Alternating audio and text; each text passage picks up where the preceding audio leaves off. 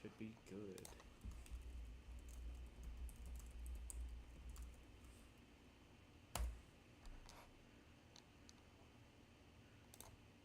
All right. Sabbath blessings. I'll get there with my phone.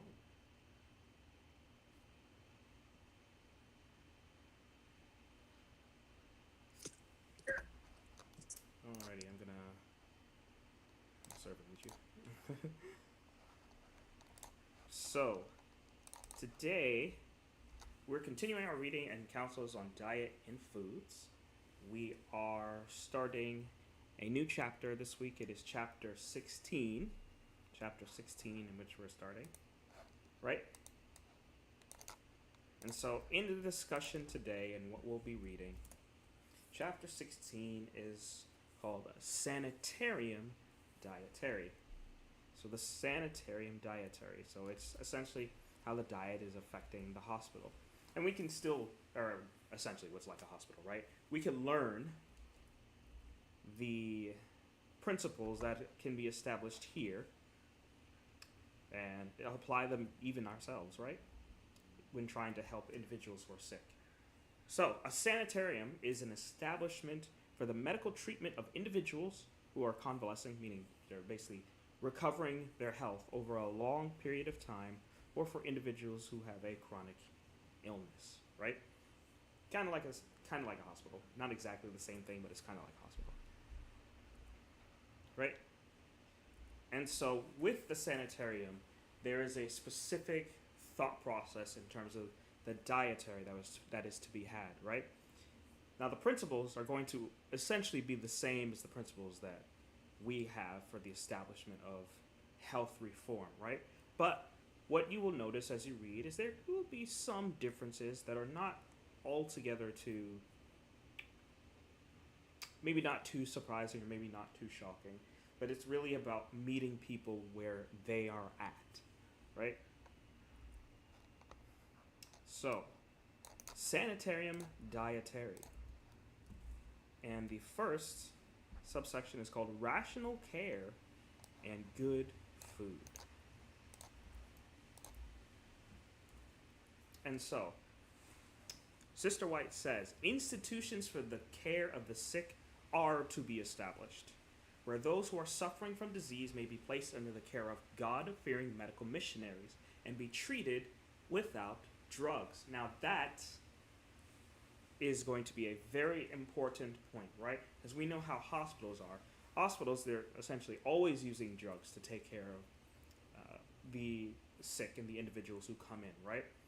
However, these sanitariums, especially the Seventh-day Adventist sanitariums, the purpose of establishing them is, of course, to help taking care of the sick.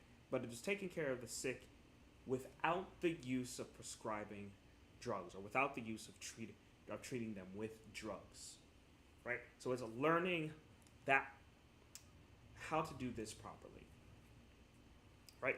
And she says, to these institutions there will come those who have brought disease upon themselves by improper habits of eating and drinking, and a simple, wholesome, palatable diet is to be provided.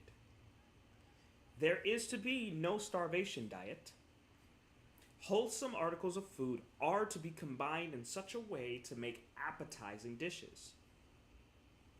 We wish to build a sanitarium where maladies may be cured by nature's own provisions, and where the people may be taught how to treat themselves when sick, where they will learn to eat temperately of wholesome food and be educated to refuse all narcotics, tea, coffee, fermented wines, and stimulants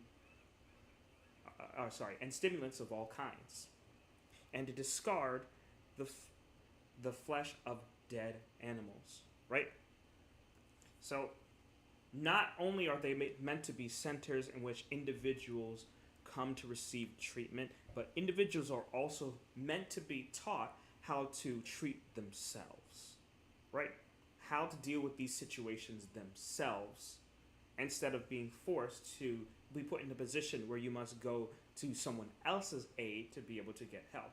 Now, of course, there's nothing wrong with the fact that sometimes there are cases that are going to require doctors or nurses, etc., right? But as a general thing, we want individuals to be taught to be intelligent and how to take care of things themselves so that they can be a blessing not only to themselves but also to those who are surrounding them as well. Right?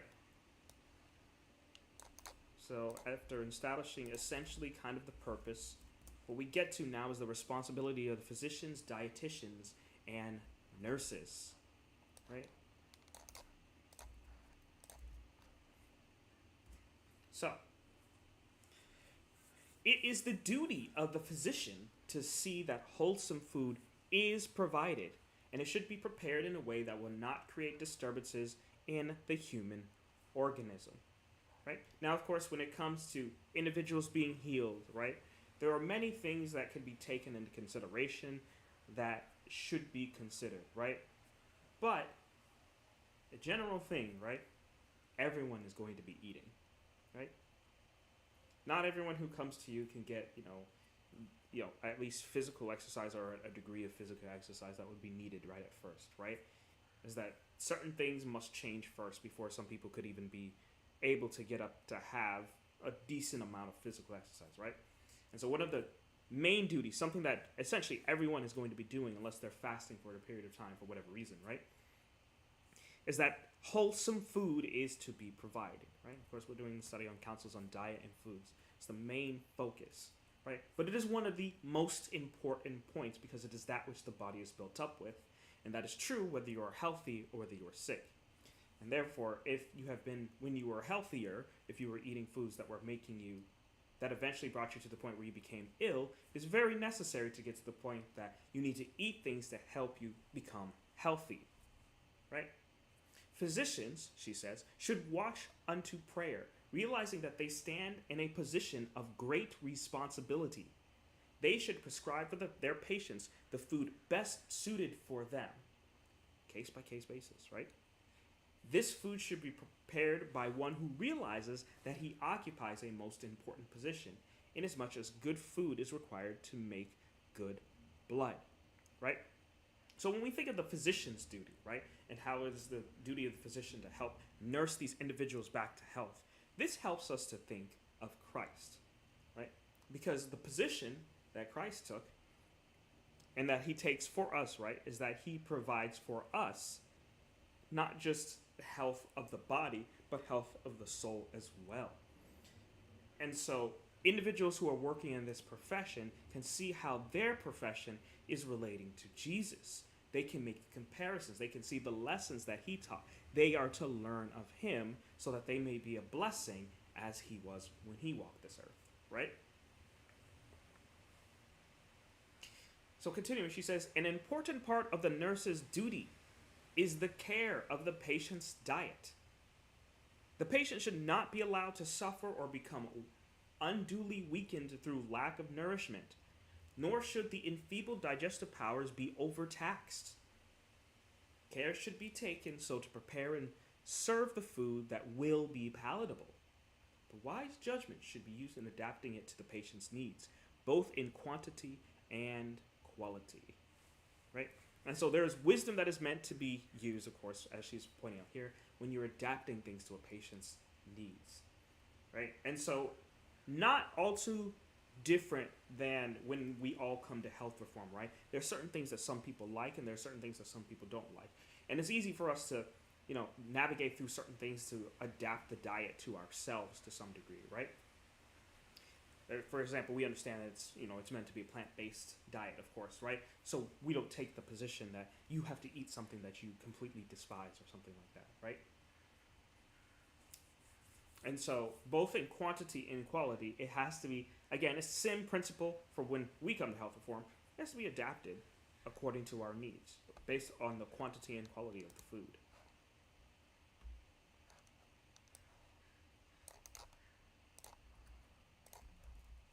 Now, seek the comfort and goodwill of the patients.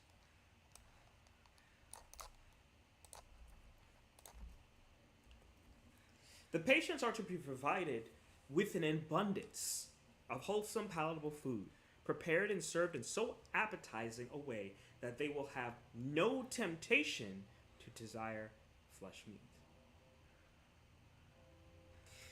The meals may be made of the means of an education in health reform. Care is to be shown in regard to the combinations of food given to the patients. Knowledge in regard to proper food combinations is of great worth and is to be received as wisdom from God. And so, of course, there is a little subtext in there when she's talking about knowledge of food combinations, right? And there's a bunch of food combination charts online that you can look up, of course. Always take those with a grain of salt, especially since there are certain times, right? Sister White encourages the eating of fruits with grains, for example, but I don't think I've ever come across a food combining chart that ever thinks that's okay, right? And so always take such charts, of course, with a grain of salt, but do consider some of the things that they're saying, right? Continuing, she says, the hours for meals should be so arranged that the patients will feel that those in charge of the institution are working for their comfort and health. That when they leave the institution, they will not carry away with them the leaven of prejudice. Yeah, the leaven of prejudice. In no case is a course to be followed that will give the patients the impression that the time of the meals has been fixed by unalterable laws.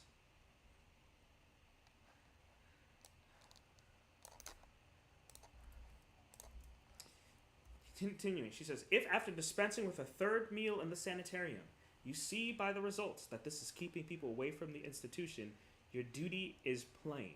I'm going to stop right here. If you haven't read thus far, what do you think that duty would be? Sister White says, if after dispensing with a third meal in the sanitarium, you see by the results that this is keeping people away from the institution, your duty is plain. What do you think the duty is that she's trying to explain here?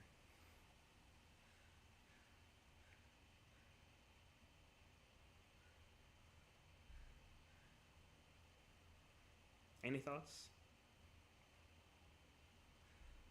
Did everyone jump ahead?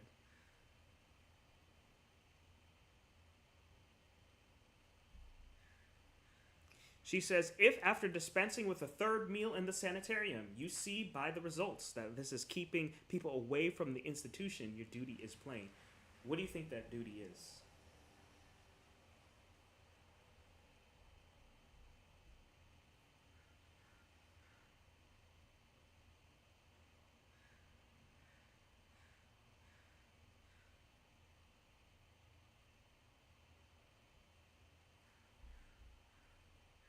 Let's see, there's some typing.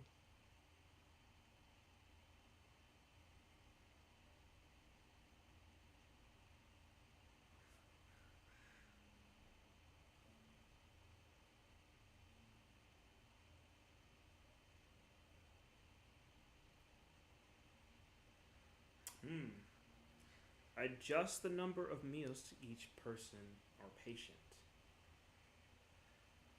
I don't want to say what I think to bring it back.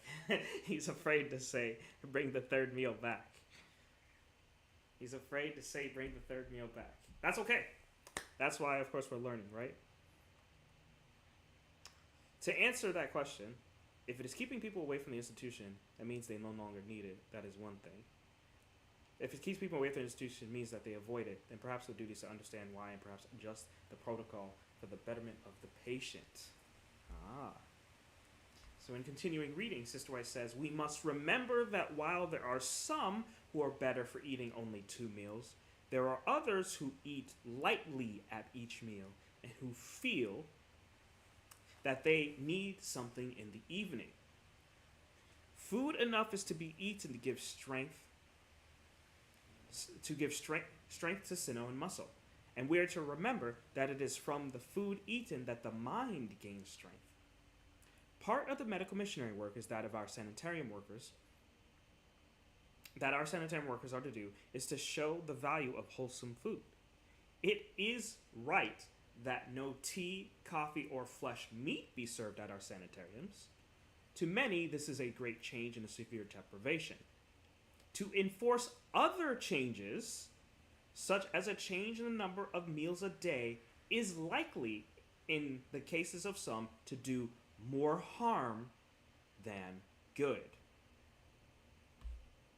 So, understand that while 2 meals a day is something that should be encouraged for individuals, some people just prefer to eat smaller, lighter meals.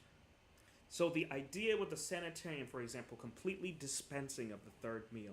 If a patient eats their first meal and eats their second meal, and then they're calling for a third meal, the idea isn't that you should give the impression, no, you can't eat the third meal. You can't give that impression. Because while generally 2 meals is better than 3, you still have to allow the leeway, the door, for there to be a third meal, right? And so the point that she's making here, right, that she's establishing, there are grounds you can make, right? And again, this is the same thing in general with health reform. You have your choices and other people have theirs, right? So it's right for you to tell somebody not to drink tea, not to drink coffee, not to eat flesh meat. And it's fine that those things are established in the sanitariums. But what is not okay is to force people to be confined to 2 meals who don't feel that it is a benefit for them to be confined to 2 meals. It is not a requirement. I'll say that again. Eating 2 meals a day is not a requirement. It is highly encouraged because it is favorable to most, but not everyone is favored by this idea. And this is something that Sister White has explained when talking about the meal plan system, right? How switching the 2 meals a day is better than 3, but that is a general principle, right? Especially because the people coming to the sanitariums are not usually Adventists and are just learning. Yes, and this is the crucial part. What Sister White is explaining here is a principle that is carried out in more than in the sanitarium. It is meeting people where they are. And this is the most direct control that people will have in meeting somebody where they are. So following principles and ideas like this can be very helpful in the terms for helping to understand. Maybe you do come into a position where you do, for a certain amount of time, you have a bit more control or flexibility in helping to control what other people are choosing to eat. In such cases, it is good to take all the advice, of course, that Sister White has given, right? But also we can learn lessons that are being established here. There are things that it is right to essentially, if somebody wants tea and coffee, you can completely dismiss that, right? You can completely dismiss that, right? And you want to try to get somebody away from the flesh meats as well. But when it comes to the number of meals per day, if it's 2 or 3, there has to be some flexibility. We have to permit it. I'm only putting this because this in the text. There's another section on number of meals in section 9 and regularity in eating.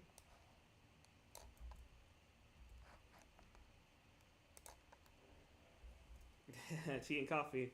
I'm afraid we don't offer that here. Perfectly reasonable. Yes, exactly. Perfectly reasonable.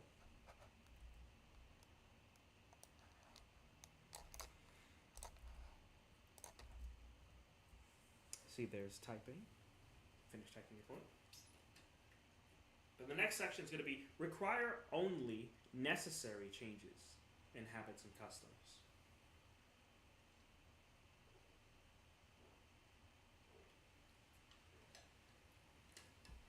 Especially if you explain the reasons and also people know it's a health place that they're expected at. Yes. Okay, continue. She says, those connected with this institution are to remember that God wants them to meet the patients where they are. That is of course, a principle, a key that is to be held here. She says, we are to be the helping hand of God in presenting the great problems of the truth for this time. And we must not attempt to interfere unnecessarily with the habits and customs of those who are in the sanitarium as patients or guests. Many of these people come to this retired place to remain a few weeks only. To compel them for so short a time to change their hours for meals is to subject them to great inconvenience. Let me say that again. To compel them for so short a time to change their hours for meals is to subject them to great inconvenience. If you do this, you will find, after test and trial, that you have made a mistake. Learn what you can in regard to the habits of the patients, and do not require them to change these habits when, by the change, nothing special is gained. And so, understanding, of course, when it comes to the sanitarium, these individuals are going to be working most of the day, right? And that's why you also have multiple shifts and multiple individuals who come in to work, right? But the simple fact of the matter is that we're not seeing a set time for when people should be eating breakfast. We're not seeing a set time for when people should be eating their second meal. We're not seeing a set time for when people should be eating their third meal. The times when individuals should eat are being based off the times of when the individuals come in.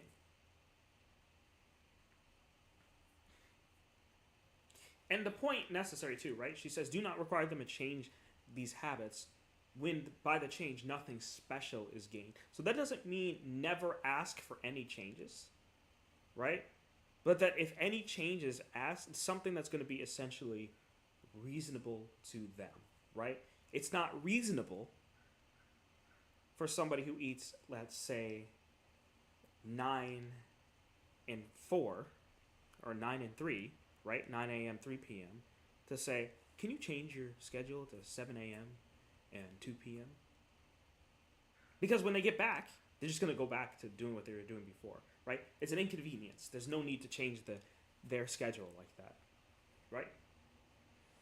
So, continuing, Sister White says, the atmosphere of the institution should be cheerful and homelike and as social as possible. You know, when you think of when you think of a hospital, I just don't think of it like that, right? You just don't think of an atmosphere that is cheerful. You don't think of an atmosphere that is home-like. Like, somebody goes to the hospital, they don't want to be there, right? Now, of course, with the sanitarium, individuals coming for a time, it's not necessarily that they technically want to be there except to recover, right? But the principle here is that when they come to this place,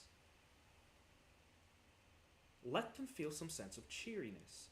Let them feel some sense of, well, this is what it's like to be at home. Let them feel that it is social, that they can communicate with people, right? They shouldn't be coming to the sanitarium with a thought process, well, I'm away from my family and my friends for XYZ amount of time, and I'm going to spend all my time cooped up in a room and I'm not talking to anybody.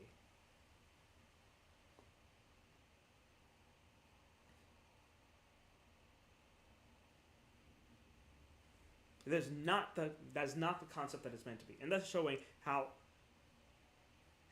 putting them in a situation where, of course, these individuals, they're sick, right? They're ill, right? So they're less likely to feel cheerful.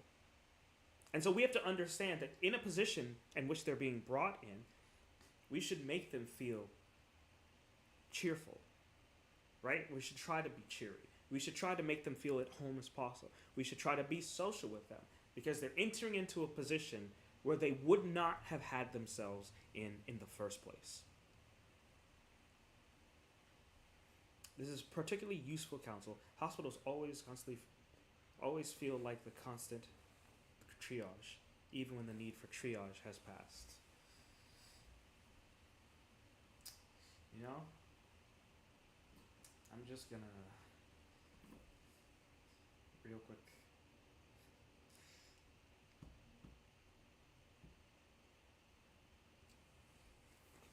Triage, the preliminary assessment of patients or casualties in order to determine the urgency of their need for treatment and the nature of treatment required, and conduct a preliminary assessment of patients in order to determine the urgency and the need for the patients.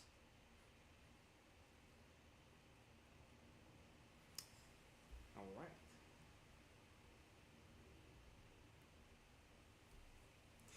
So yes, the atmosphere Try to have the atmosphere to be cheerful, home-like, and as social as possible.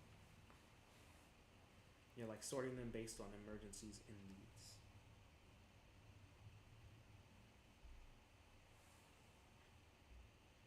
I think she's saying it's always clinical instead of loving. She says those who come for treatment should be made to feel at home. Abrupt changes in regard to meals will keep them in an unsettled state of mind. See how something like, so you see how something as simple as that, maybe for us we might think, oh, it's not that big of a deal. But for these individuals, it will cause them to feel like they're in an unsettled state of mind.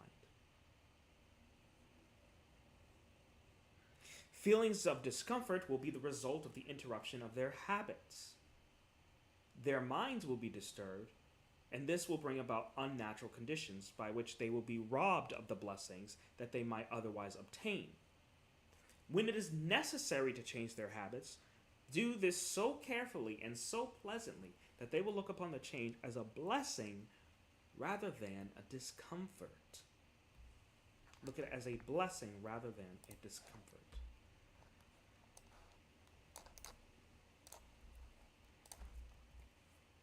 Let your regulations be so consistent that they will appeal to the reason of those even who have not been educated to see all things clearly.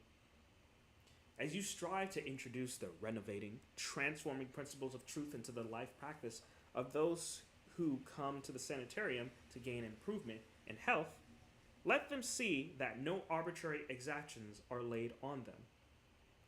Give them no excuse to feel that they are compelled to follow a course that they do not choose, right? And that's just trying to gently lead people on in a way that is particularly helpful for them, right? Maybe if somebody has breakfast at 6 a.m. and then they try to have lunch at 8 a.m., right? Maybe it's, okay, let's try to back that up, right? Let's try to back up the lunch. Let's try to open up breakfast a little bit more. I try to eat more during the breakfast time, right? So that they don't feel that they have to eat so quickly within such a short window of 2 hours, right? But you try to do it in a way that appeals to their reasons. It's like, well, if you eat more, there's no need to eat so fast afterwards, right?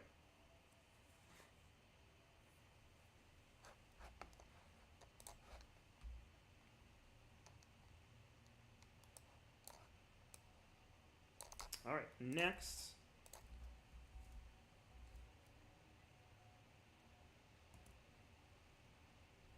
I don't even know what that is. No, 11 C's. I don't even know what that is.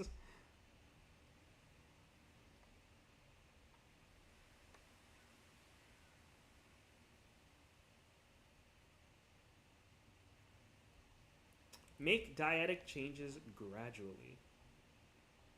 Make dietic changes gradually.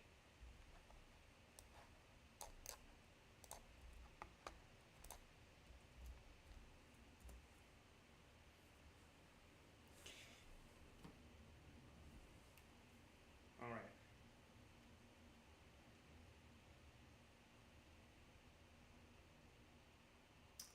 Okay. That is a British term for a light mid-morning snack, often with a hot drink taken around 11 a.m. Yeah, don't do that. Don't do that. That is not allowed.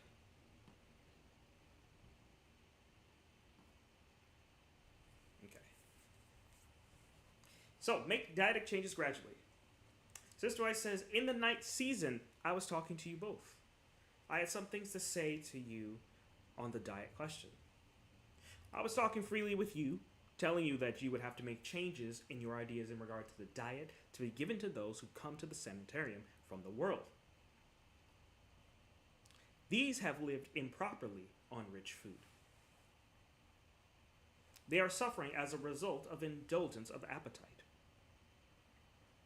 A reform in their habits of eating and drinking is needed. But this reform cannot be made all at once. The change must be made gradually. The health food set before them must be appetizing. All their lives, perhaps, they have had 3 meals a day and have eaten rich food. It is an important matter to reach these people with the truths of health reform. But in order to lead them to adopt a sensible diet, you must set before them an abundant supply of wholesome, appetizing food.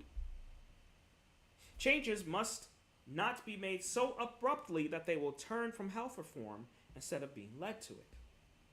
The food served to them must be nicely prepared, and it must be richer than either you or I would eat. What do you notice about that?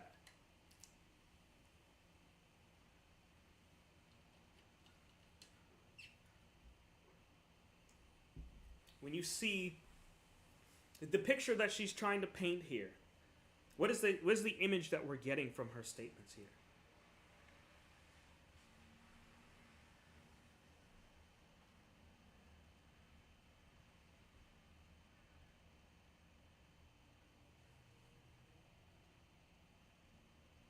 Let's see, there's one typing.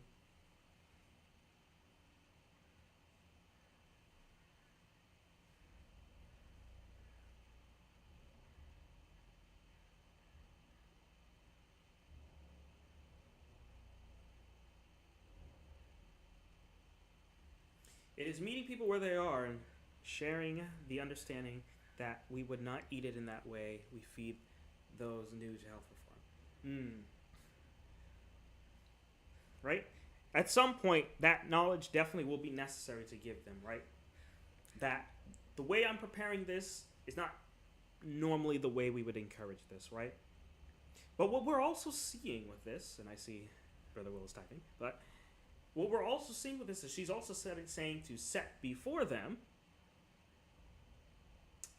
She says, set before them an abundant supply of wholesome, appetizing food.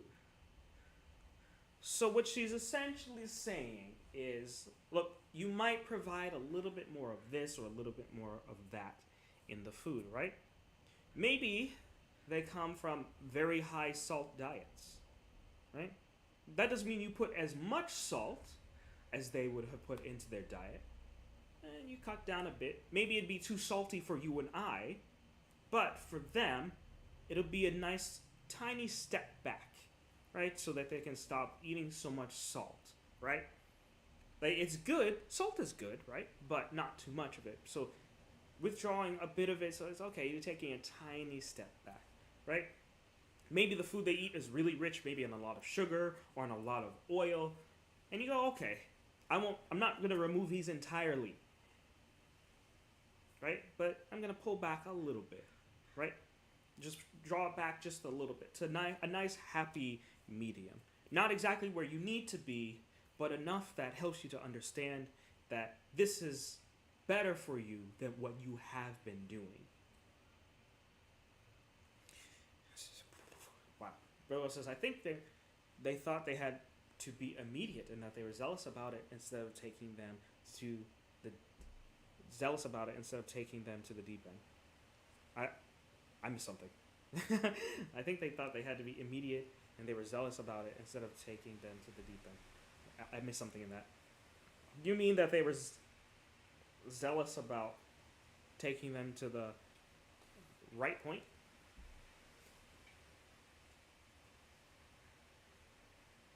Okay.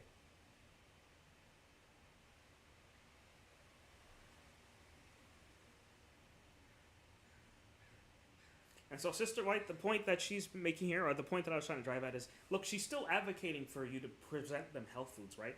Her thought process isn't provide them flesh, give them tea, give them coffee, meet them where they're at in that way. That's not what she's saying, right? What she's essentially saying is, look, you still are providing the abundance of wholesome, healthy foods that would be necessary, but you're going to give a little bit extra, more than you would do for yourself, more than you would normally do for other individuals, to meet them where they're at. So that in eating these health foods, right, they'll say, oh, wow, this tastes good. This is actually appetizing. They'll enjoy what they're eating, right? Because at first, food which does not have that sense of richness to it they may immediately find insipid or tasteless, and that'll do more damage. And so the idea is it's better to provide them with the healthy food, and of course a little bit more richness than, or of something that you would normally do, but teaching them that their duty is to eventually withdraw from that amount. Just changing that less and less so their taste buds become accustomed to a more natural diet, of which they're going to relish far greater than they enjoyed with their previous diet.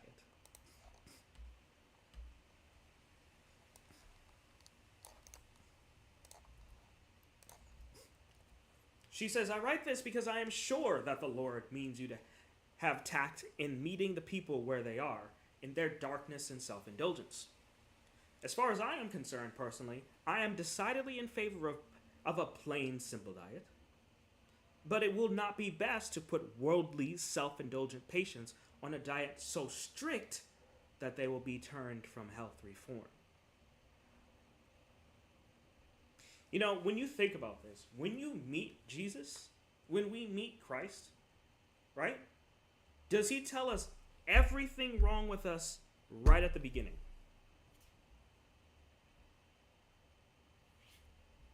No.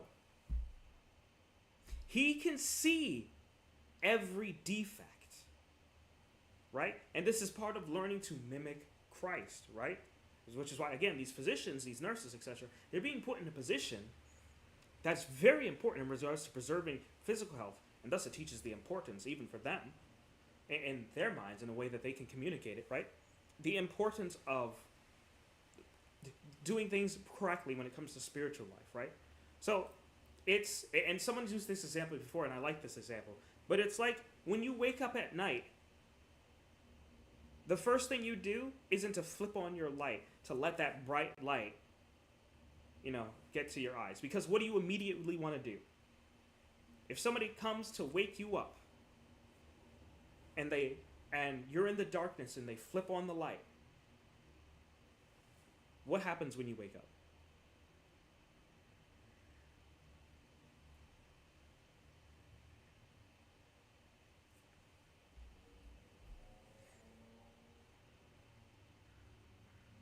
Shock and annoyance, cover yourself back to darkness. Exactly, right? So you can be shocked by it, you can be annoyed by it. You know what you'll be doing? You'll be squinting your eyes so you're not really looking at it, because you're trying to block in all that light that is trying to come to your eyes because it's too much. Right?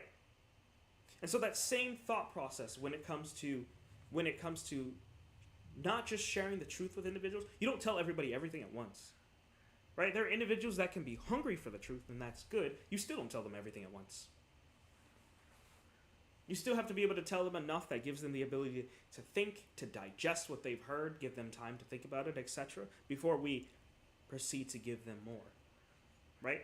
And in this situation, right, Sister White is making the point that you don't give them the most strict at once. And it's the same thing when it comes to our Christian walks.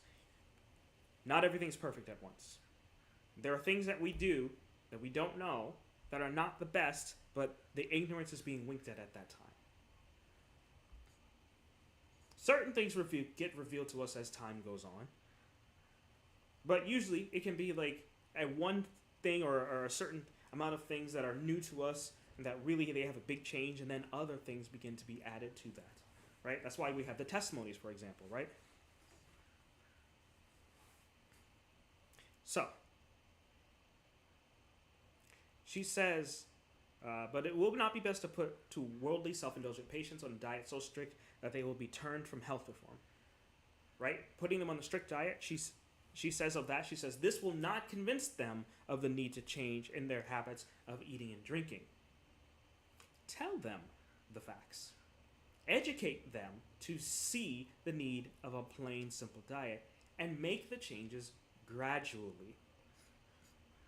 Give them time to respond to the treatment and the instruction given them. Work and pray and lead them along as gently as possible. Again, it's the same thing when it comes to working for souls. The idea is that you're leading people in a way that is gently as possible. Right? And so, it's, again, when Christ is working with us, he gives us teachings, but he allows us to take each step at a time, not everything all at once. Sister White says, I remember once at blank, when at the sanitarium there, I was urged to sit at the table with the patients and eat with them, that we might become acquainted. I saw then that a decided mistake was being made in the preparation of the food. Uh-oh. She says, it was put together in such a way that it was tasteless, and there was not more than 2/3 enough.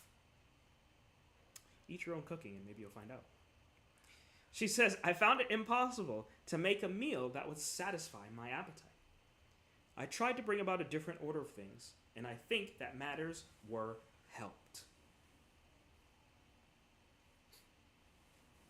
So, Sister White went to one of these sanitariums. She sat down with the patients, being social, right? She sat down with the patients, being social, and what she found when sitting at the table was, wow, this is tasteless.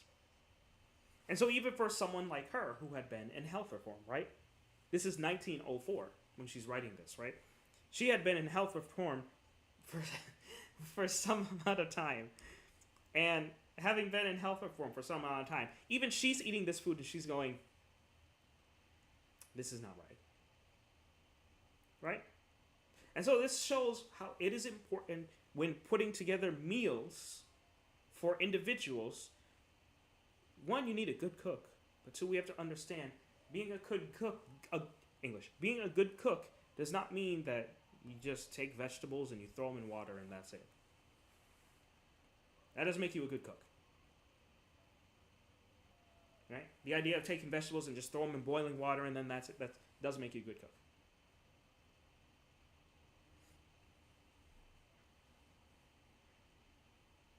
And Brother Gordon said avocado with nothing else. I like my avocado with salt. Some people in another land would take avocado and they mix it with okay, the ice part is definitely not recommended, nor is really the milk and the sugar. Now that I think about it, it's not really recommended. But there's some who makes avocado with things like that, right?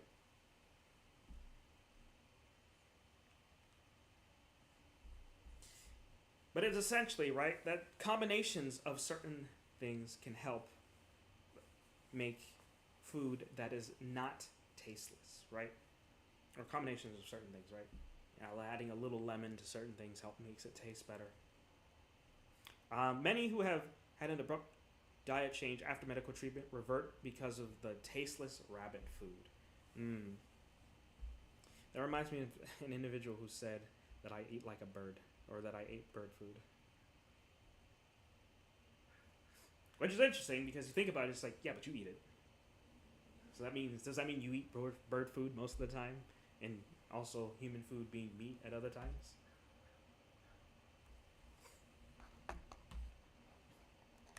Alrighty.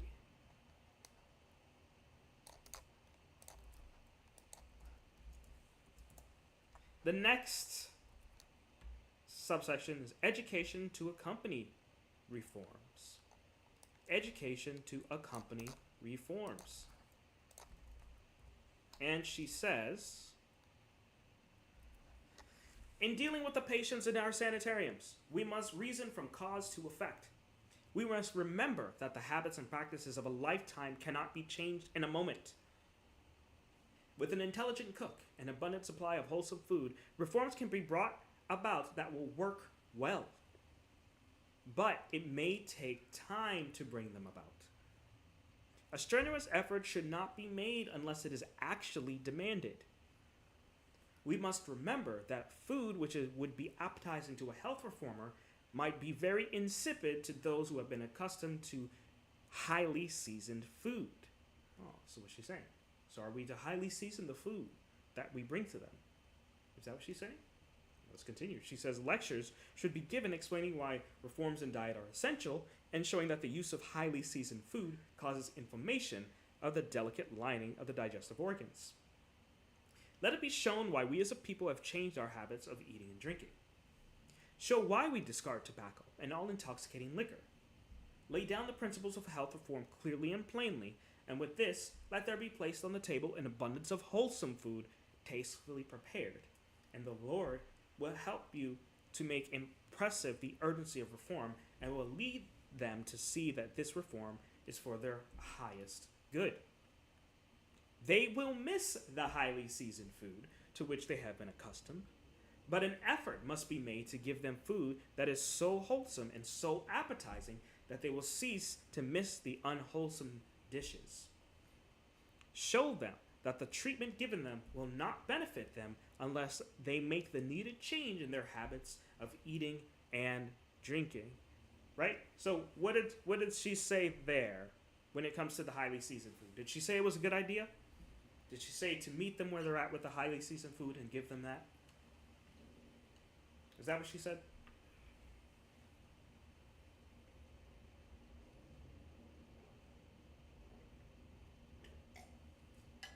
Right. The answer to that is obviously no. What the important part is that you are providing for them food. There's got to be ingenuity. There's got to be intelligence.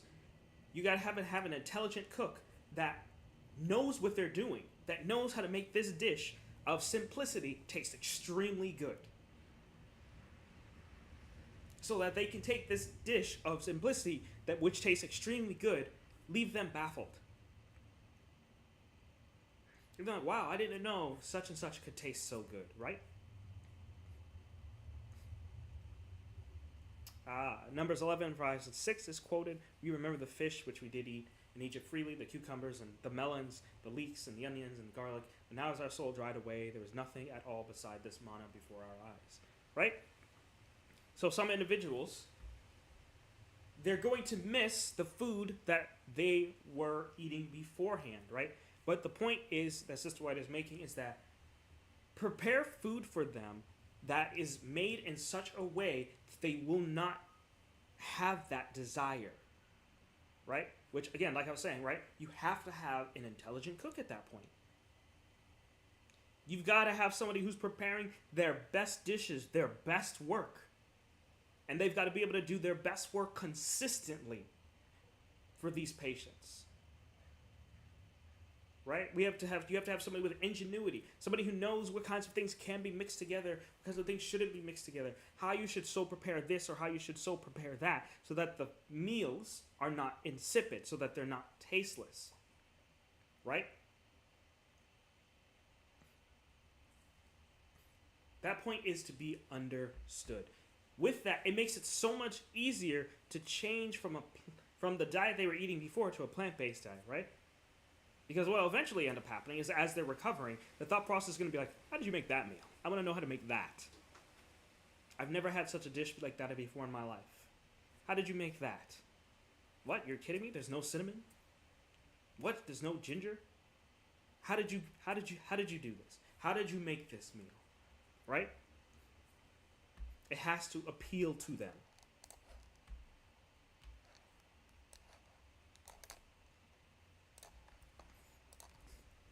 This is why it says, in all our sanitariums, a liberal bill of fare should be arranged for the patient's dining room. I've not seen anything very extravagant in any of our medical institutions, but I've seen some tables that were decidedly lacking in a supply of good, inviting, palatable food. Notice that this is the same complaint that she continuously makes. Right? Lacking in a supply of good, inviting, palatable food.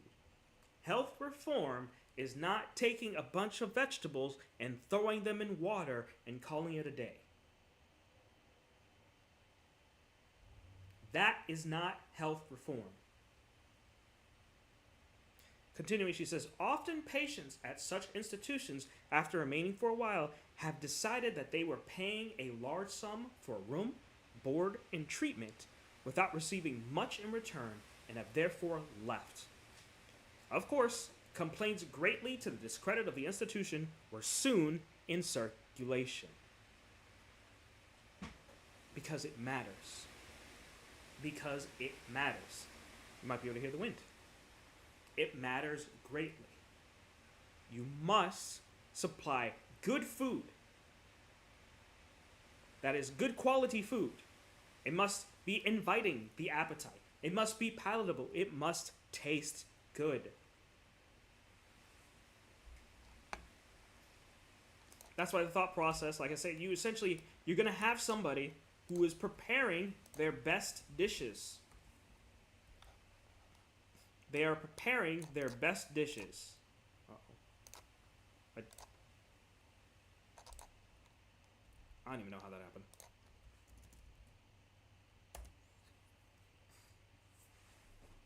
Two extremes. This will be the last paragraph last paragraph of this. She says, there are two extremes, both of which we should avoid. May the Lord help everyone connected with our medical institutions not to advocate a meager supply of food. The men and women of the world who come to our sanitariums often have perverted appetites. Radical changes cannot be made suddenly for all these. Some cannot at once be placed on as plain a health reform diet as would be acceptable in a private family. In a medical institution, there are varied appetites to satisfy. Some require well-prepared vegetables to meet their peculiar needs. Others have not been able to use vegetables without suffering the consequences. The poor, sick, dyspeptics need to be given many words of encouragement. Let the religious influence of a Christian home pervade the sanitarium. This will be conducive to the health of the patients. All these things have to be managed carefully and prayerfully. The Lord sees the difficulties to be adjusted, and He will be your helper. Right? Again, like I said, multiple times now at this point. It's not just taking vegetables and just throwing them in water.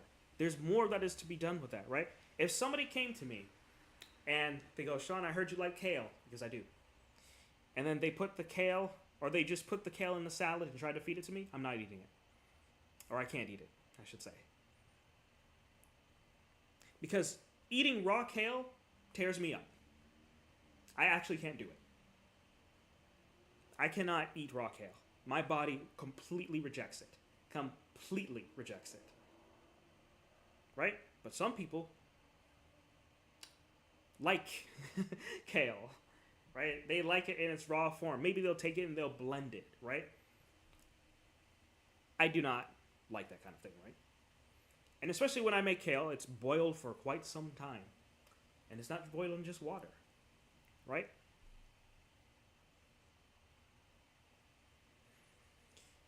I think I finished the paragraph.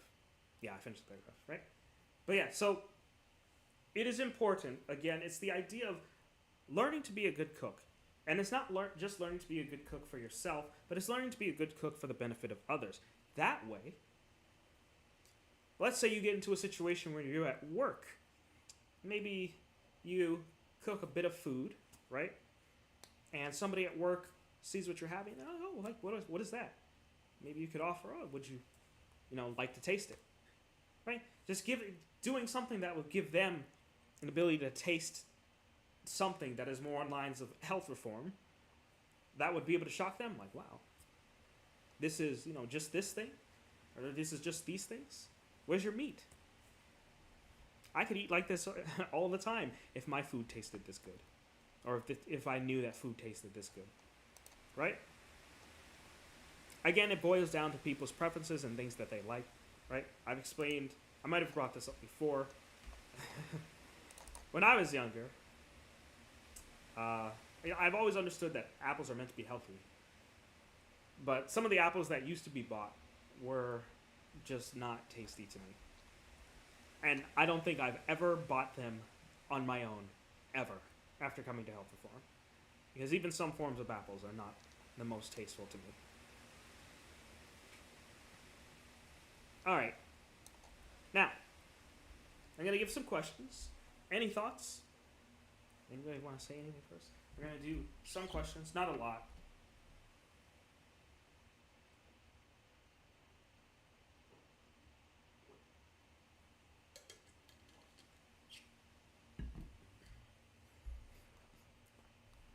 Apples need to be tree ripened. Beetroot, I cannot stand it. Perhaps I could eat some small piece of it because it is good for health, but not because I love it. See, even this point, Brother Goring, Even that, if you do not like what you're eating, don't eat it. Maybe you could try to find some type of way you could mix it with something that would make it be tasteful. If you don't like what you're eating, don't eat it. It's not beneficial.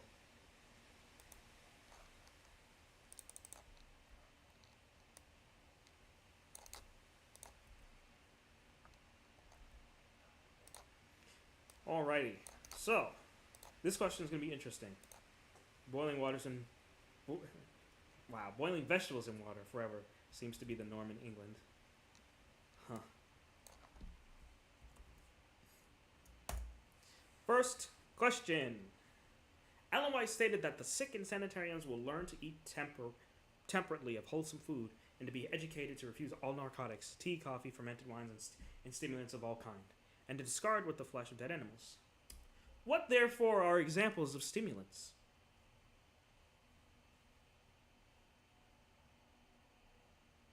What, therefore, are examples of stimulants? You might say, oh, we didn't necessarily read many stimulants today. True. But this is why it'd be good to go over this, right? Brother Goran says spices. Are spices a stimulant?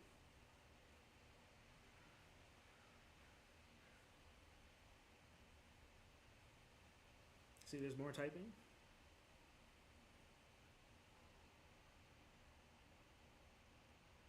Caffeine. Some spices can stimulate. Coffee, tea, caffeine. Okay. Right? So some of those things that are mentioned, she literally mentions them in that sentence, right? Tea, coffee, fermented wines. Those are going to be it. Even when she said... Actually, it's interesting. It's interesting when we think of stimulants, there's certain things that can be brought up. But, did you know that according to Sister White,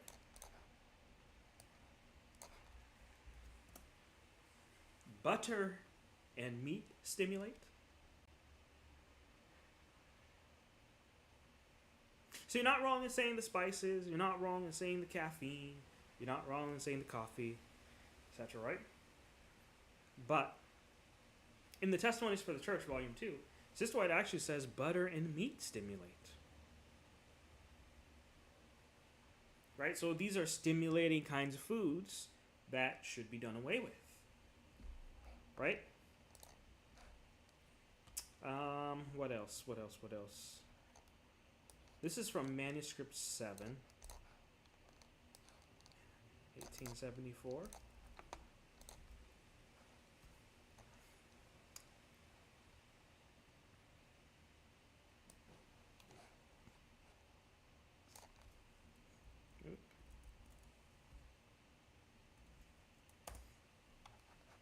There's more here.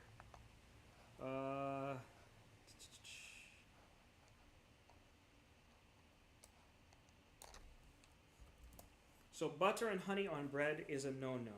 Yeah, I would not encourage the eating of butter and honey on bread. Maybe honey and bread.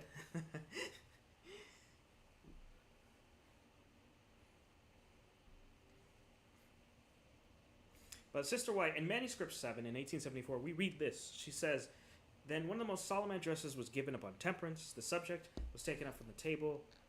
I'm actually going to skip over that. She says the use of flesh meat stimulates and inflames the flesh of dead animals, produces disease of almost every type, and the afflicted think and talk as though God's providence had something to do with it when the cause of their sufferings was what they place upon their own tables, in butter, in spices, in cheese, in flesh meats, in a variety of dishes that are not hygienic, which tempt constantly to eat too much. And additionally, at the end, she talks about going further and using tobacco. So it's interesting. We see butter is a stimulant. We know spices are. We see the flesh meats are, right? And of course, we know the tobacco is a stimulant. But she also talks about cheese, right? So cheese is another one of those things, right? It's not stuff that individuals should be eating or placing in their meals, which is so interesting, right? Because what do people love? People love pizza, right? Pizza is one of people's favorite things to eat. But the cheese is not meant to be entered into the stomach. Strive to be still says, or the combination of dairy and sugar. Interesting. Interesting. I'll leave that one in interesting. I know that a combination of dairy and sugar, she says not to do it in a large amounts, of course, that is not good for the body. She did use it to a small degree in her day and age. But interesting. Alrighty. Question number 2. True or false? In no case should a course be pursued that will give the patients the impression that the time for meals are not as unalterable laws. True or false?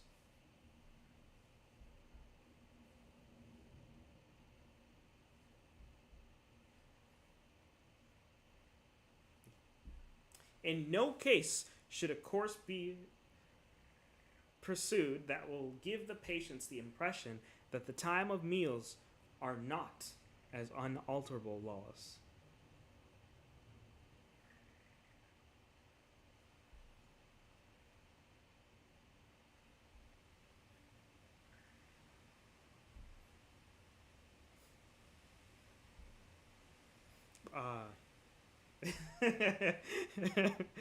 Brother Will says, this is a confusing sentence. Brother Goran says, false are as. The not is extra. Is the not extra?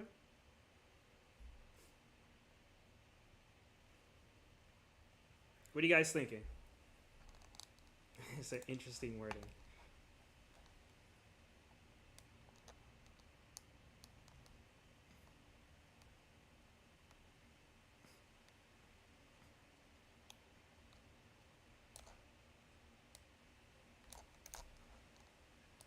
Any other thoughts? False. I get what Goran is saying. Now you're making me doubt myself. The impression should not be given that the time of the meals are unalterable laws. We're just saying what we think. All right. Turns out Brother Goran was correct. Because the true sentence is, in no case is a course to be followed that will give the patients the impression that the time of the meals has been fixed by unalterable laws. So the idea is you're not supposed to give that impression. Right? The first sentence is worded in such a way to make you think it's supposed to be unalterable laws because the not is thrown in there. Right? But it's the opposite of what Sister White said. Alrighty.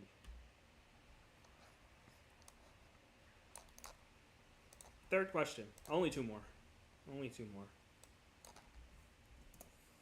Sister White said, to compel them for so short a time to change their hours for meals is to subject them to great inconvenience. If you do this, you will find, after test and trial, that you have made a mistake. If, therefore, a patient wakes up at 5 a.m., eats at 7 a.m., 1 p.m., and 9:30 p.m., and goes to bed at 10 p.m., is there to be a schedule change?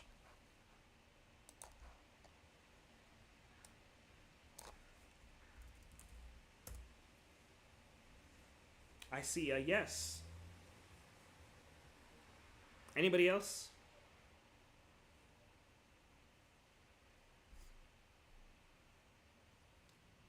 Yes, too narrow space between meals. Really?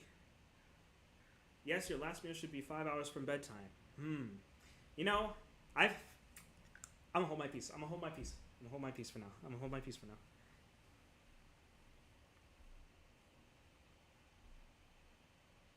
Is there a schedule change? All right, what is the schedule change that must be made?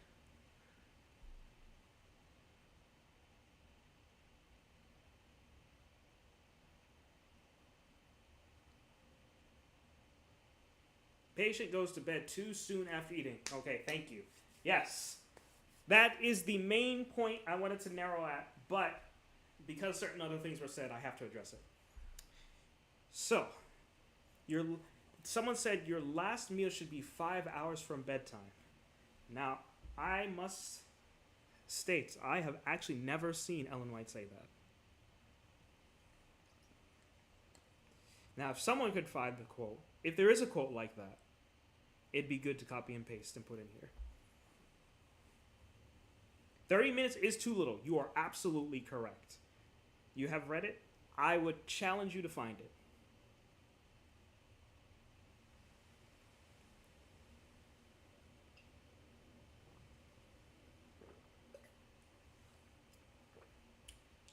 Because maybe I'm wrong, right? Maybe I'm wrong. I know what I've read, but I've never seen her say 5 hours before bedtime. And so that's a little challenge I'd like to put out there, right? So maybe, after this or something like that, individuals can sit there and you can search for it, you can look for it, and then maybe you can paste it directly after study or something like that. But I am going to challenge that point, right? Because I have thoughts about that I'm not entirely certain that that's the point that was being made. However, there's another point I want to address, right? Which is too narrow a space between meals. Which meals are too narrow of a space between them? If a patient wakes up at 5 a.m., they eat at 7 a.m., they eat at 1 p.m., and eat at 9:30 p.m., which meals are too narrow of a space between them?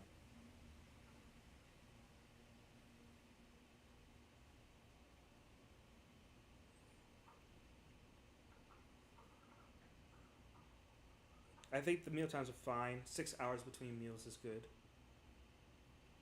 7 to 1 is a good time.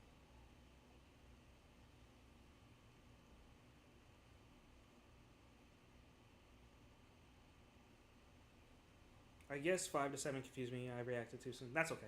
No worries. Yes. So the 5 to 7 was okay, right? That's waking up to mealtime. They wake up at 5 and they eat at 7 a.m., right? Waking up at 5, eating at 7, then at 1, then at 9:30, then sleeping at 10, right? It was the 9:30 one that was the bad one, right? But like I said, I have never seen Ellen White say you must have your last meal 5 hours before bed, right? And there's a reason that I will challenge that, right? Now, I definitely don't think 30 minutes is correct, right? That's definitely not correct, right? There is a certain phrase that I have in my head that I've seen her say, but that does not necessarily mean 5 hours. It does indicate hours, right? But I've never seen her say 5 hours before bed. And I think this is kind of a bigger thing, right? Because if somebody eats at 6, 12, and 6, and they go to bed at 9, that's not 5 hours before bed. Right?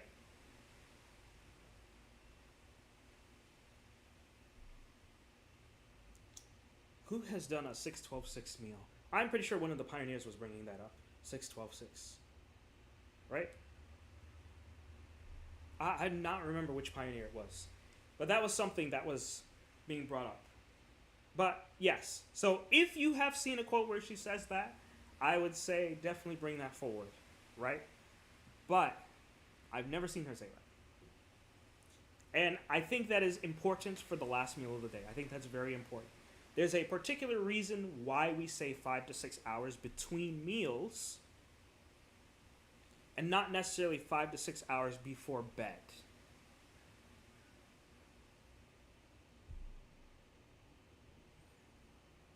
Especially since the last meal is supposed to be the smallest, right? It's supposed to be the smallest. If you are eating a third meal, it is meant to be that it is the smallest of the day. It generally won't be 5 hours worth of digestion when it's that small. After the regular meal is eaten, the stomach should be allowed to rest 5 hours. Correct. Not a particle of food should be introduced in the stomach till the next meal. Now, with this quote, right, Is this before bed? God bless Brother Gordon. Is this before bed? Or is this before eating again?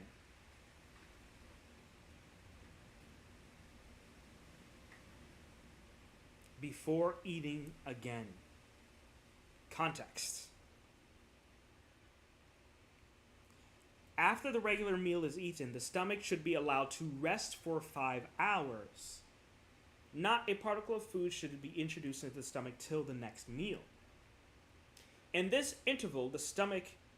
I'm going to stop. The stomach should be allowed to rest for 5 hours. This is such an interesting statement. And the reason this is so interesting is, does your stomach digest everything the second you put it in?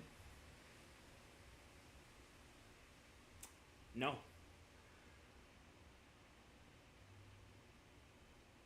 Your stomach does not, like, you don't eat a huge meal and then, whew, all right, 5 minutes later, it's completely clear, right? Yeah, so it can take hours to do so, right? I'd actually want to look up how long things stay in the stomach. It's interesting. There's a way that we take this, right? There's a way that we take this statement, and it makes me think about the fact that I'll just say it's worth thinking about. It's worth thinking about, right? But the stomach should be allowed to rest for 5 hours. Not a particle of food should be introduced into the stomach till the next meal. In this interval, the stomach will perform its work and will then be in a condition to receive more food. In no case should the meals be irregular. If the dinner is eaten an hour or two before the usual time, the stomach is unprepared for the new burden, for it has not yet disposed of the food eaten at the previous meal and has not vital force for new work. So it seems like in context, it's still working on the meal. Thus, the system is overtaxed.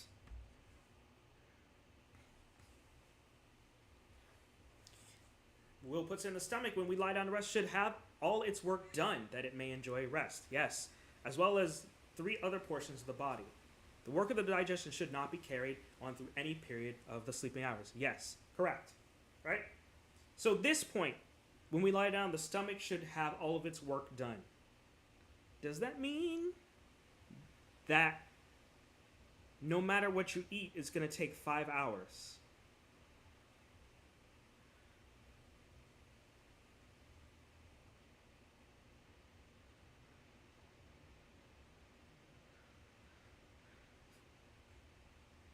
It differs from person to person how long it takes to digest. However, a healthy digestion dissipates a little over 3 hours before the stomach can be considered sufficiently. Thank you. I like that point that was just made. A little over 3 hours before the stomach can be considered sufficient empty again.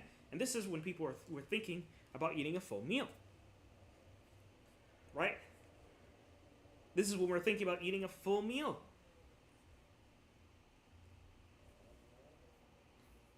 Let the stomach rest at night. Its work for the day should be finished before you go to bed. 100%. The need for a good breakfast has been accepted, but rarely suppers not been accepted so readily. The last meal should be 4 to 5 hours before your bedtime. That's interesting. The new research on, I know that's not Sister White speaking, but the new research on intermittent fasting shows that the daily overnight fast for 15 to 19 hours restores the blood sugar to normal. Mrs. White often said that she was shown that short fasts were very beneficial. Food remaining in the stomach during the night causes the stomach to work all night and forfeit its needed rest. Should be several hours before bedtime, right? Now, some of us, if we put certain words to certain things like several, right? You might attach 7 to several, but that's not what she's saying.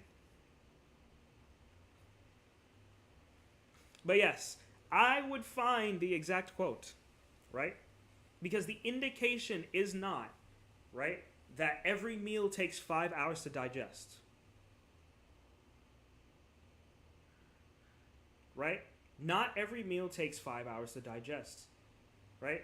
If you're eating 3 meals a day, there's a 0% chance that your last meal is meant to be as large as your first meal. This needs to be understood.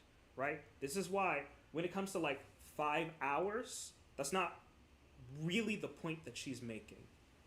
Right? It's not that it has to be 5 hours.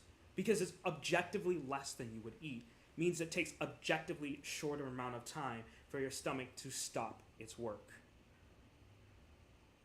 The only statement I'm aware of, besides your stomach being done, is several hours before bedtime. Right?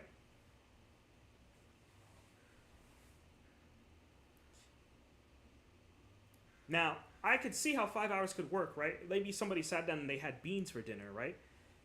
I wouldn't encourage that, by the way. Right? Because what does Sister White encourage for dinner? Who knows? What are the kinds of things that Ellen White encourages for dinner, for the final meal of the day?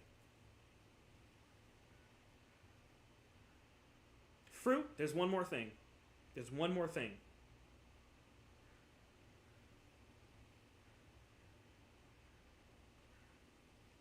Eat. Not drink. Eat.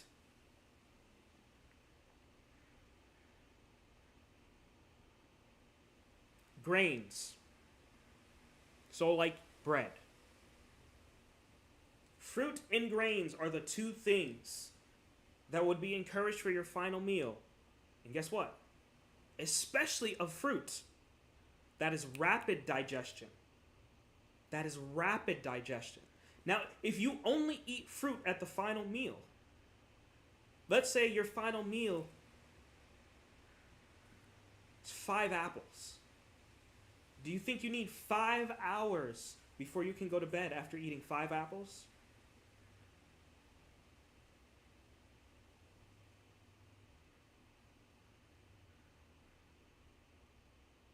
Let's say 5 apples in a few dates. Bro said, you can sleep in an hour. No too many apples. First of all, I might disagree with that. Too many apples. Bro says you can sleep in an hour. I wouldn't say you could sleep in an hour, right? But the point being made, right, is that there's a reason Sister White doesn't, from what I've seen, I've never seen her say, you must have 5 hours before you go to bed. Look, if your final meal is you go to bed at 9 p.m. and you eat a large meal, and your final meal is your second meal, yes, that I could understand, right? Say you have beans at 4 p.m., yes. Beans take a long time to digest, right? I can see that thought process, right? But that's not necessarily the statement that she made and the point that she's making.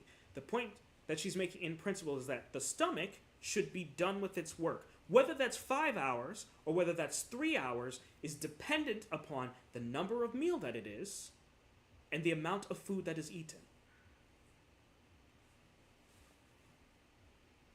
The quote about eating last meal 4 to 5 hours located, counselor specifically, it appears in chapter 9 regularly. There she emphasizes that the stomach should rest at night, day before finished. She advises that the last meal should be 4 to 5 hours before bedtime to allow the stomach to complete digestion and rest properly. This guidance is part of her broader counsel against late or heavy suppers that interfere with sleep digestion, the exact device, related discussion. I will look.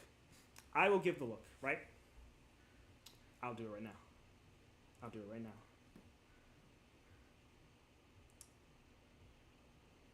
I'm noticing the AI answer.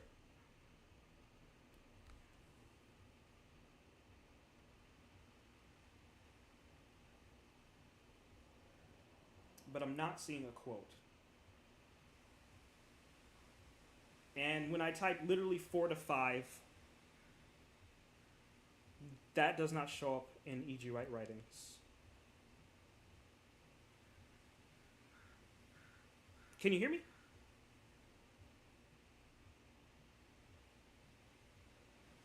Hello, hello? Can I be heard? Yes, brother. We can hear you. I can hear you. Okay, good. Thank you. It seems like Brother Cyberman is saying that I crashed. I pulled out my phone. I typed in 4 to 5, and it does not show 4 to 5. Refresh.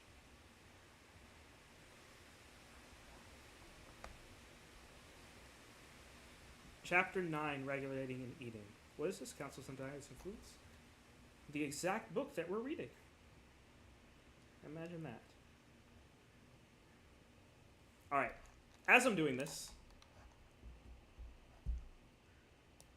I'll give the last question.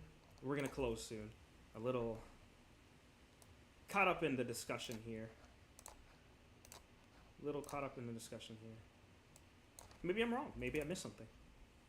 Question number 4, the last question. What should be the atmosphere of the institution? What should the atmosphere of the institution be like?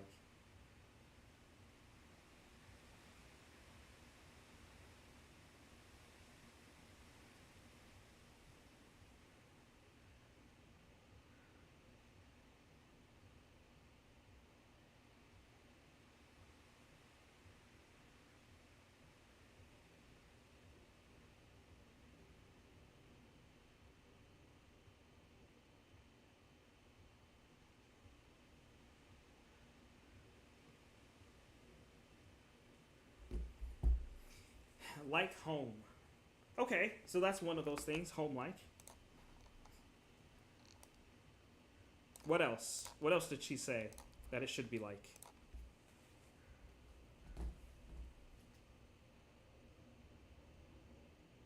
Loving, calm. Okay. The correct answer is the atmosphere of the institution should be cheerful and home-like and as social as possible. Cheerful, home-like, and as social as possible. Again, the sanitarium is not meant, they're already being brought to a position where they're away from their friends and they're away from their family. They should not be made to feel, I'm going to go sit in this room and be isolated and not talking to anybody. You have to allow it to be as social as, as possible, right? Not if somebody has like some contagious disease, right? You got to have some wherewithal, right? But to have it still be as social as possible, as home-like as possible, so that they'll feel right at home, and that there's cheer, not that there's dread, like, oh, I have to deal with these patients, etc., right? They need to be able to feel a sense of happiness, right? All right, with that said, are there any final questions or comments in regards to the study?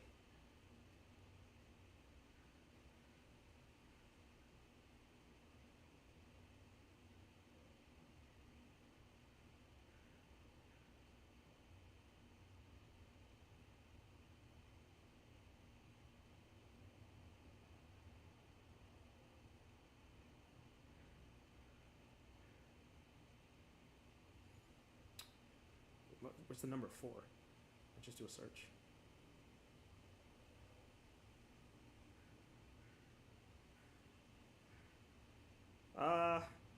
The number 4 does not appear in chapter 9 of that AI response. Letter 73, 1896. The stomach must have careful attention. It must give on views of stomachs and do not crown large. 5 hours should be between each meal. Yep, that would be the same point that was being made. They have taken regular and feel faintness. Lunch or a 4th meal. That's a 4th meal. So feel as though sleep without taking lunch before. In many cases, the cause of faintness is because of the digestive organs have been already too severely tested of the day. Great quantities of digestive organs test. So later, a 2nd meal should never be eaten in the stomach as a rest. The 3rd meal, it should be light and several hours before going to bed. That is the very quote that I remember her saying. If a 3rd meal is eaten at all, it should be light and several hours before going to bed. That is specifically what I remember her saying. But with many, the poor, tired stomach may complain of weariness in vain. More food is forced upon it, which sets the digestive organs in motion to perform again the same round of labor through the sleeping hours. The sleep is going to be disturbed if there is a sense of angry appetite. The rest, they become miserable specters. This practice indulged, like the time the blood becomes impure. In here. So, I'll put it like this. Several would be 3 to 5, I guess. And I think that's a fair number to say 3 to 5. I think that is fair. When I think of several, right, I actually tend to think of several as much bigger, but 3 makes sense to me, especially if you're only eating a fruit meal. But again, that's why I would say she's actually saying several and not 5. That is a different picture that is being painted there, right? I'm sure it depends on what yes, absolutely. It will absolutely depend on what you're eating, right? And so, but that's the point, right? is she encourages between meals 5 to 6 hours. But that is not the statement that she makes about before you go to bed. Right? The point before going to bed is that it needs to be several hours and your stomach needs to be done with its work before you go to sleep. Right? And in many cases, if you're eating the way Sister White is encouraging you to eat, right? Especially if you're eating fruits or if you're having fruits and a little bit of grains, right? Right? This idea that your last meal is a smaller meal, it's actually a lot easier for your stomach to be done digesting food much quicker, right? And so that's why I said, like, the thought process of, like, it must be 5 hours before bed, I've never seen her say that. Right? And even as we went through the quotes that were just shown, none of them stated that, right? So the several hours, and that's the very point, like I said, that's what I remember her saying, several hours before bed, right? And if you're eating 5 apples, 6 apples, you can feel full, right? Eating 5, 6 apples, right? Or you can feel full just eating nothing but dates before dinner. You know, that sounds like a good meal to me, right? If you just have dates before dinner, right? There's not a lot of time that has to go behind just a bunch of dates. But that's why the encouragement for the last meal is that which is quicker, quick digesting. That's the thought process. Easy to digest, quick to digest. That is the thought process that is to be entertained when it comes to eating a third meal. And that's why, again, it's not necessarily 5 hours, so to speak. All right. With that said, are there any other comments or questions in regards to study? I noticed there's a slowing up.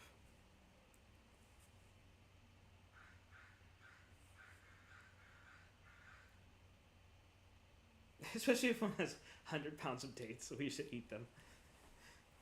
Who has 100 pounds of dates?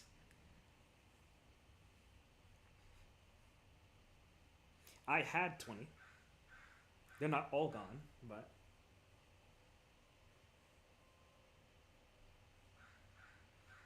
there's been a few pounds here or there that have already been consumed.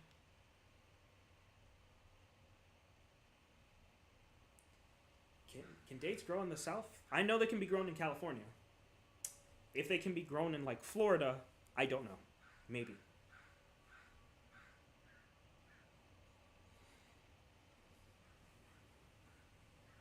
All right. I don't know the answer. I do not know the answer. Maybe.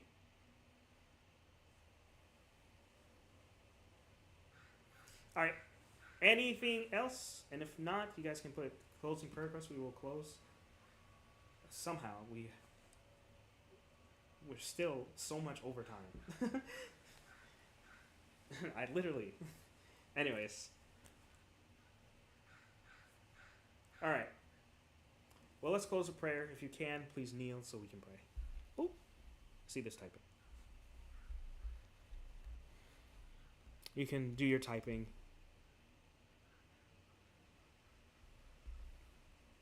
All right. Please kneel so we can close out.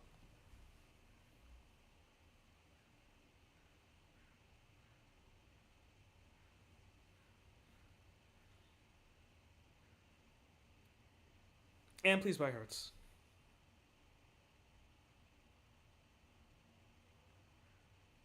Heavenly Father, we thank you for blessing us with this truth, and we ask that you please help us step by step, day by day. Please help us if we've overlooked or misunderstood things to understand them more clearly. Please help us to present them before others, that they may be a blessing to us and to them. Father, please bless us. Help us to walk the straight and narrow gate. And please help us to be more like Jesus and to look to Jesus, to catch his spirit, and to do the things that he would do. Father, we lift up the prayers that are in the room and all that are in the minds and hearts of your children, and ask that you please bless us on the remainder of this holy Sabbath day and in the new week up ahead of each and every single one of us. We love, praise, and worship the Godhead, and thank you all for every single blessing. And it's with the help of your Holy Spirit that we pray for these things. And in Jesus' mighty and precious name that we pray. Amen, amen, and amen.